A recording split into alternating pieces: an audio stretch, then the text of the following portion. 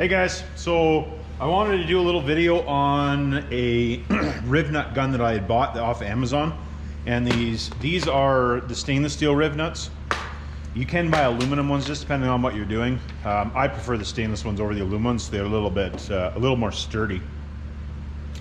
But I wanted to just do a quick review on this. This is one I bought off Amazon. I do have another one. It's a bigger one. It's about, oh, I don't know. It's probably about that long. It's from Matco.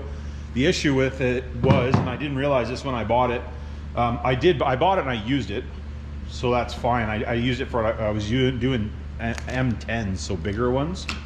But I needed to do some M6s on the shorty build, and it didn't have an M6 mandrel for, or I don't know if you want to call it mandrel, I call it a mandrel, the pieces that you need to do the nutserts. So I bought this one off Amazon just to see. I can't remember the price. I'll put a link down below for that and the stainless steel nutserts and I think the aluminum ones too. I'm pretty sure I bought some aluminum ones as well, just because I wanted to try them. I've used some aluminum ones, but usually they're not. You have to be careful because if you tighten it, you just strip them and then you have to drill it out, put a new one in. That is one nice thing about these, if you guys didn't know that. If you put them in there, and let's say you strip it out after you've used it for a while, that's one nice thing about them versus just tapping the hole. If you take a drill bit the same size as the hole that you drilled and zip it through the middle, you can take it, well, it'll drill out. You drop a new one in, put a new one in. It takes you, 5 minutes. So that's one nice thing about them.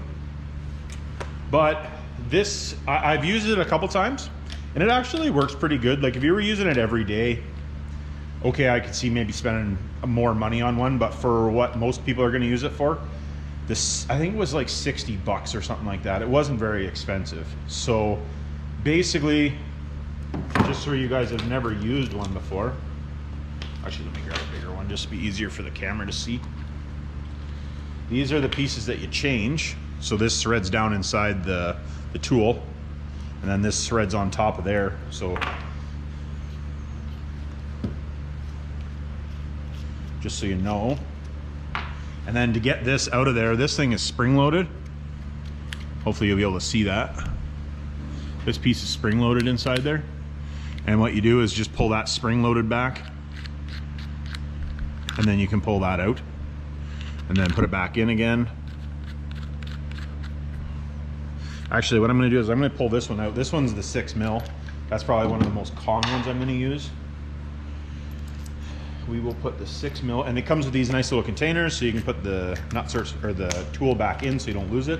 I do need to get I'm going to get some sort of a case to put this in. I actually have some cases from some of the power tools that I have. I might see if I can make one of those cases work just so that I don't lose the pieces. If you lose the pieces, it kind of sucks. So, and this is one of the kits. This is all metric one that I bought. Like I said, all this is off Amazon. What we will do, oh, it's the biggest one we have is 10mm. This kit, so we'll just put that back in there. Pull a 10mm out. Oh, actually, maybe we'll do a small one because I don't think I'll ever use the small ones. Well, I guess I shouldn't say never, but let's try one of these. 4mm. So pull the kit out.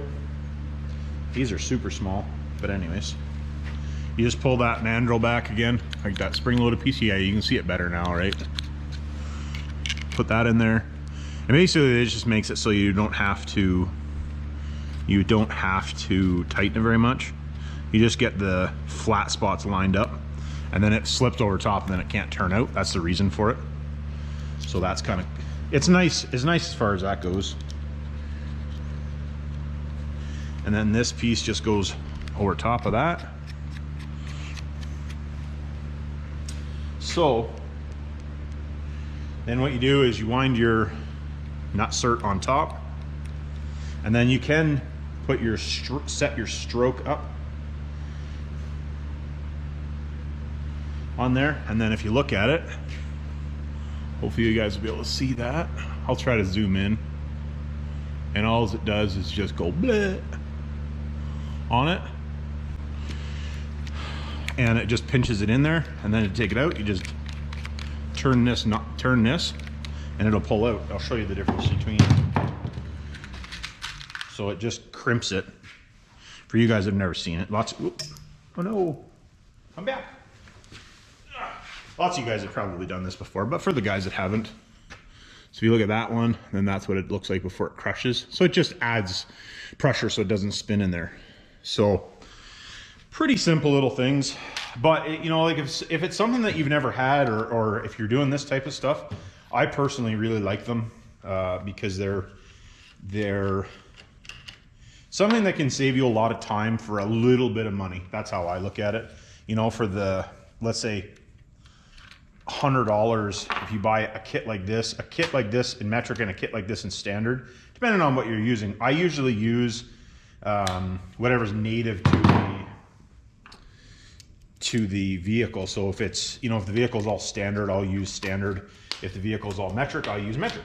Then you don't end up with a bunch of standard bolts on a metric vehicle and vice versa. I do it that way. It just makes it easier for me anyway.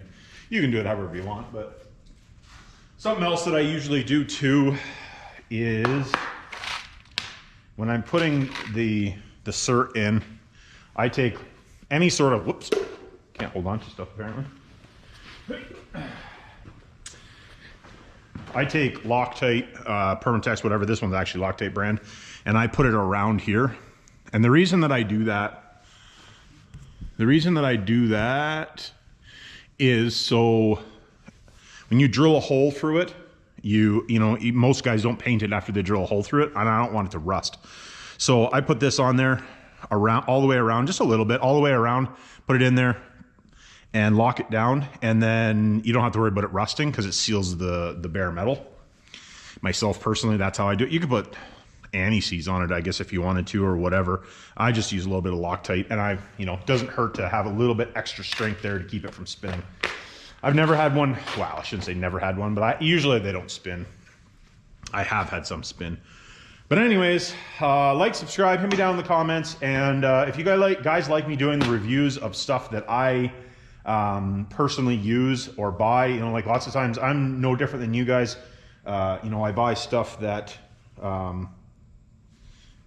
off of Amazon and, you know, stuff like that. Like, don't get me wrong, I got lots of tools from Mako and Snap-on and Mac and all those guys. But, you know, for stuff like this, I personally don't think spending, you can buy like a good one of these is like $1,000. And personally, for the average person, I don't think that, you know, you need to have that quality of a piece of tool for doing it, or a quality of tool for doing it, when you're only going to use it a few times, you know, a few times a year, or, you know, you use it on a project, maybe it'll sit for 5 years. I think that's silly.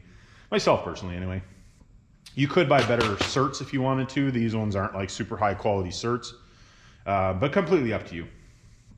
Anyways, like I said, hit me down below, questions, comments, and if you want me to do more reviews of stuff that I buy, when I buy it, and blah, blah, blah, and how to use it, then let me know. And remember, it's not rocket science.